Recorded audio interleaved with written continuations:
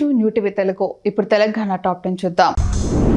నిజామాబాద్లోని ESI ఆసుపత్రిలో పనిచేస్తున్న రోజువారీ వేతన కార్మికులు ఆర్థిక ఇబ్బందులతో ఆవేదన వ్యక్తం చేశారు. తమకు గత 9 నెలలుగా జీతాలు ఇవ్వకుండా సంబంధిత ఏజెన్సీ యాజమాన్యం ఆలస్యం చేస్తుందని ఆరోపించారు.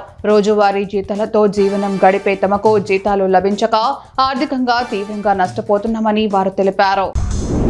ప్రభుత్వ విప్ వేములవాడ ఎమ్మెల్యే ఆది శ్రీనివాస్ వేములవాడ పట్టణంలోని ఎస్ఆర్ఆర్ గార్డెన్స్ లో ఇందిరమ్మ ఇళ్ల పట్టాల పంపిణీ కార్యక్రమానికి ముఖ్య అతిథిగా హాజరై పత్రాలు పంపిణీ చేశారు. పేద ప్రజల సంక్షేమం అభివృద్ధి కోసం ప్రజాప్రభుత్వం సీఎం రేవంత్ రెడ్డి నేతృత్వంలో పనిచేస్తుందని ఎమ్మెల్యే ఆది శ్రీనివాస్ స్పష్టం చేశారు. ప్రతి నిరుపేదకు ఇందిరమ్మ ఇళ్లు ఇస్తున్నామని తెలిపారు. కన్నేపల్లి మండల కేంద్రంలోని ఆయుష్ శాఖ ఆరోగ్య సంస్థ కేంద్రంలో పని దినాల్లో డాక్టర్ జిలకర సంజయ్ కుమార్ కనిపించడం లేదు. సీజనల్ వ్యాధులు ప్రబలే సమయంలో డాక్టర్ అందుబాటులో లేకుండా తన ప్రైవేట్ క్లినిక్ లో ఉంటున్నాడని కొందరు రోగులు ఆరోపిస్తున్నారు. గురు, శుక్ర, శని వారాల్లో డాక్టర్ తప్పనిసరిగా ఉండాలని, వైద్య సేవలు అందించాలని ప్రజలు కోరుతున్నారు. డ్రగ్స్, గంజాయి, బెట్టింగ్ యాప్ను నిర్మూలించాలని డిఐఎఫ్ఐ జిల్లా అధ్యక్ష కార్యదర్శులు రవినాయక్, మల్లం మహేష్ కోరారు. జిల్లా వ్యాప్త చైతన్య సైకిల్ యాత్రలో భాగంగా మిర్యాలగూడ మండలంలోని పలు గ్రామాల్లో నిర్వహించిన సైకిల్ యాత్రలో వారు మాట్లాడారు. మత్తుకు బానిసలుగా మారుతున్న యువత అఘాయిత్యాలకు పాల్పడుతూ తమ జీవితాలను నాశనం చేసుకుంటుందన్నారు. ఆన్లైన్ యాప్ల వల్ల లక్షల రూపాయలు పోగొట్టుకొని ఆత్మహత్యలకు పాల్పడుతుందని ఆవేదన వ్యక్తం చేశారు. మెదక్ జిల్లా వెల్దుర్తి మండల కేంద్రంలో రేషన్ కార్డుల పంపిణీ కార్యక్రమంలో కలెక్టర్ రాహుల్ రాజ్ పాల్గొన్నారు. జిల్లాలో కొత్తగా 9,994 రేషన్ కార్డులు జారీ అయ్యాయని, మొత్తం 34,000 మంది కొత్తగా రేషన్ కార్డు జాబితాలో చేరినట్లు పేర్కొన్నారు.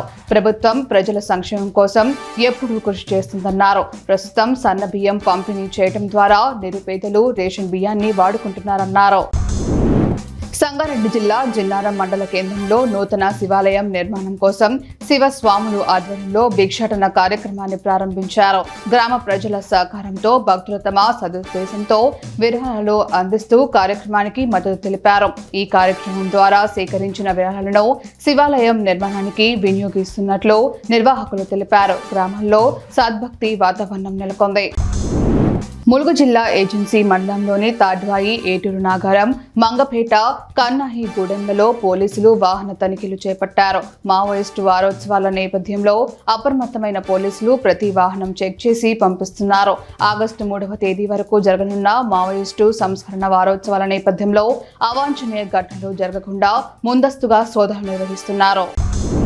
ఖానాపూర్లో సంపూర్ణ బంద్ కొనసాగుతోంది. ఖానాపూర్ పట్టణంలోని ఇంటిగ్రేటెడ్ పాఠశాలను కొనసాగించాలని కోరుతూ పలు పార్టీలు, ప్రజా సంఘాల ఆధ్వర్యంలో బంద్ నిర్వహిస్తున్నారు. ఈ సందర్భంగా పట్టణంలోని దుకాణాలలో వ్యాపారులు స్వచ్ఛందంగా మూసివేశారు. ఇంటిగ్రేటెడ్ పాఠశాలను యుట్నూర్కు తరలించవద్దని స్థానిక ఎమ్మెల్యే చొరవ చూపి ఆ పాఠశాలను ఖానాపూర్లోనే కొనసాగించాలని వారు డిమాండ్ చేశారు. బంద్ ప్రశాంతంగా కొనసాగుతోంది.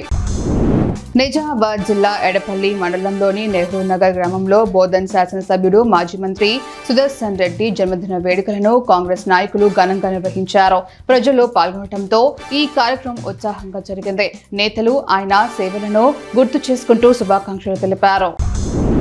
మాసాయిపేట కేంద్రంలోని రైతు వేదికలో రేషన్ కార్డుల పంపిణీ కార్యక్రమానికి హాజరైన ఎమ్మెల్యే సునీత లక్ష్మారెడ్డి ఎదుట ఓ యువ రైతు రుణమాఫీ సంబంధించి నిరసన వ్యక్తం చేశారు. బంగారం కొడవ పెట్టి అప్పు చెల్లించాను, కానీ నా 2 లక్షల రుణమాఫీ కాలేదు, ఎప్పుడు చేస్తారని మీరే చెప్పండి అని గోడు వెళ్లవేసుకున్నాడు. కాంగ్రెస్ పార్టీ కార్యకర్తలు పెద్ద ఎత్తున నినాదాలు చేశారు. దీంతో ఎమ్మెల్యే ఆగ్రహం వ్యక్తం చేశారు.